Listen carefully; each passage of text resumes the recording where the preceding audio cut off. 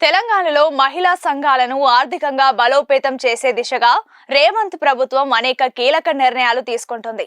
నారాయణపేట జిల్లా పర్యటనలో భాగంగా అపక్పల్లెలో మహిళా సమాఖ్య పెట్రోల్ బంకును ప్రారంభించిన సీఎం రేవంత్ రెడ్డి అనంతరం మహిళలతో నిర్వహించిన ముఖాముఖి కార్యక్రమంలో పాల్గొన్నారు. మహిళలకు వరాల జల్లు కురిపించారు. 1 కోటి మంది మహిళలను కోటీశ్వరులను చేస్తామని హామీ ఇచ్చారు. రాష్ట్ర వ్యాప్తంగా మహిళా సమాఖ్యలో మొత్తం 67 లక్షల మంది సభ్యులు చేరగా వారికి ఏడాదికి 2 మంచి చీరలు చొప్పున ఇస్తామన్నారు. దానికోసం 1000 కోట్ల రూపాయలు ఖర్చు చేస్తున్నట్లు తెలిపారు. ప్రతి జిల్లాలో ఒక చోట ప్రభుత్వ భూముల్లో పెట్రోల్ బంకులను ఏర్పాటు చేసి వాటి నిర్వహణ బాధ్యతను మహిళా సంఘాలకు అప్పగించేలా చర్యలు తీసుకుంటామని చెప్పారు.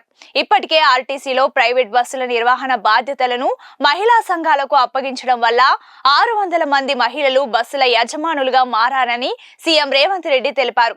అయితే హైదరాబాద్ లో ఉన్న మహిళలను ఒకలాగా, గ్రామాల్లో ఉన్న మహిళలను వేరేలా చూడకుండా అందరికీ ఒకే విధానం వర్తించేలా చూడాలని రాష్ట్ర ప్రభుత్వ ప్రధాన కార్యదర్శిని సీఎం రేవంత్ రెడ్డి ఆదేశించారు.